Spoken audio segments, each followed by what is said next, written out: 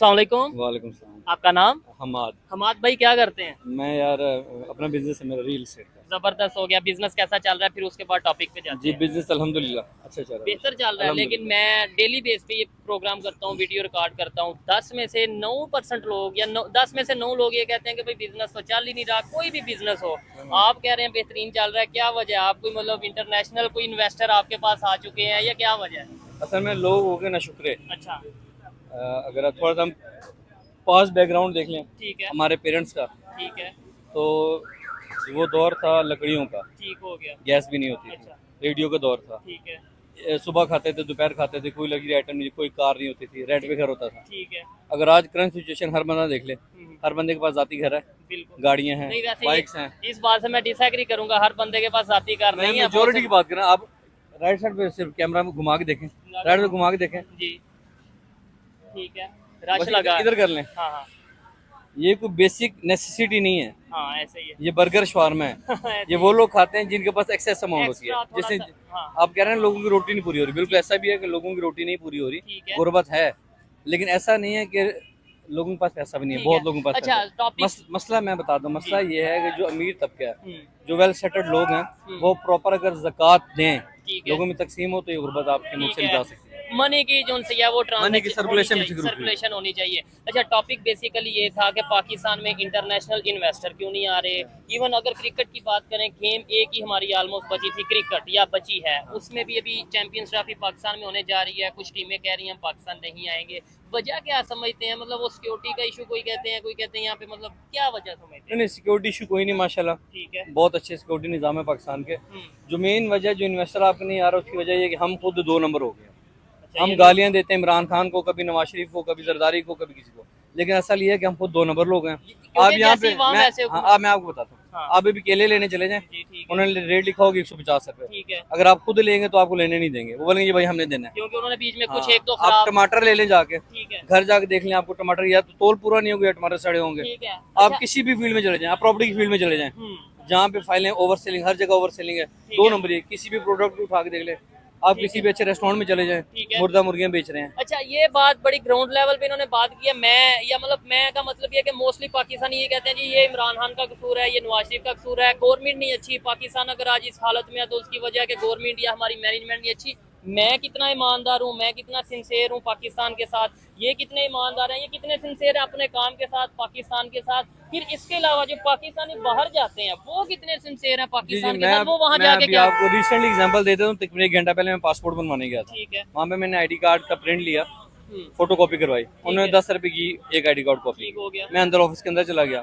उसके बाद मुझे एक सिंपल प्रिंट की रिक्वायर्ड थी। ठीक है। सेम फोटो मशीन से उसने प्रिंट निकाला है। मैं कहा जी कितना, कहता है 50 रुपीज। अब उसे पता है कि जी मैं यहाँ से अगर बाहर जाऊंगा तो मुझे दोबारा साइकिल पूरा घुमाना पड़ेगा, आपका टाइम वेस्ट होगा, इसलिए उनका 50। मैं कहा यार अभी तो 10 रुपए लिए। कहता भाईजान आपने देने दो, नहीं तो बाहर जाओ। ठीक है, यानी कि एक ही जगह पे बिल्डिंग के अंदर 50 रुपए रेट है, बाहर 10 रुपए रेट है। नहीं, सेम बंदे ने ही रेट चेंज किया क्योंकि मैं बिल्डिंग से बाहर आया हूँ। अच्छा प्रिंट करवाने के लिए। सही हो गया। अगर मैं बाहर जाऊंगा तो मुझे दोबारा साइकिल घुमाना पड़ेगा, मैं दोबारा टोकन लेना पड़ेगा, पूरा प्रोसेस है। ये चेंज कैसे आएगा?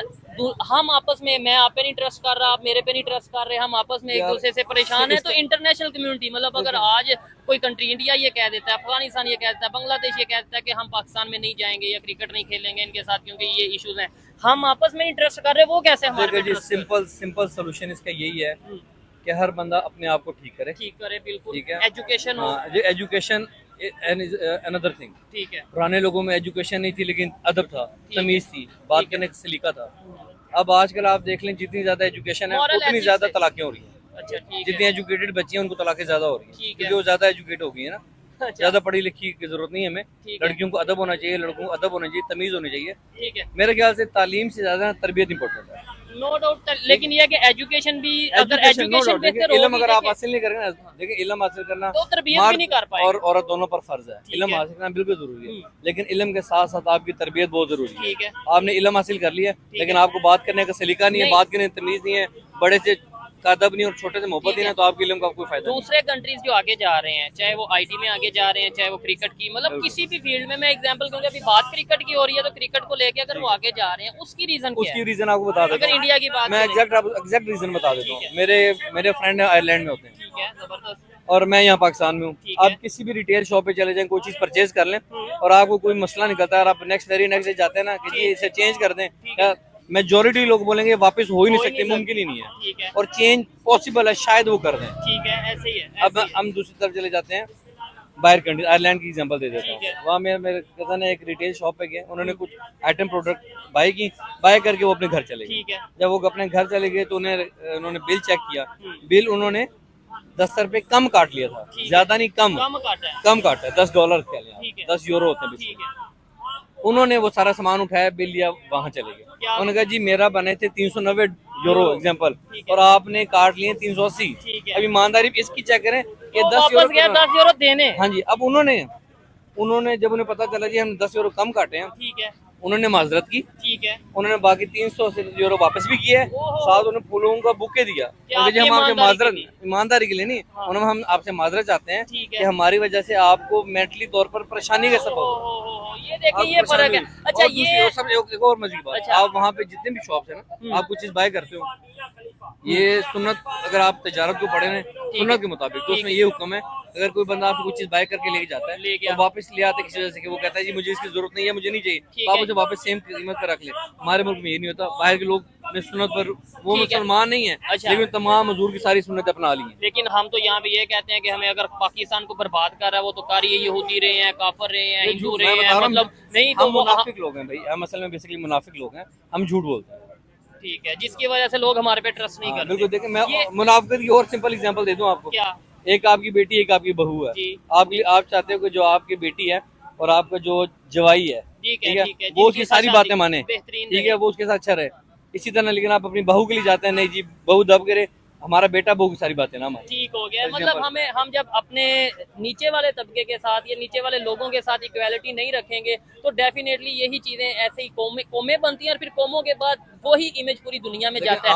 आपने भी बात की आयरलैंड की, आपने या दूसरे किसी भी कंट्रीज की, मैं कहता हूँ नेबर कंट्रीज की बात करें जिन्होंने हमारे साथ सफर स्टार्ट किया, हम आज उनसे मुकाबला करने की पोजीशन में हैं। बिल्कुल नहीं, आप इंडिया को देख लें, टेक्नोलॉजी में कहाँ चला गया। ठीक है। अब उसमें भी क्या नहीं, हम उसमें हमें रीजन ये बता देंगे कि वो हिंदू थे आगे चले गए, हम मुसलमान थे इसलिए हम पीछे रहे। नहीं, वो ईमानदार थे। अच्छा, ये मुस्लिम नहीं है लेकिन वो ईमानदार थे।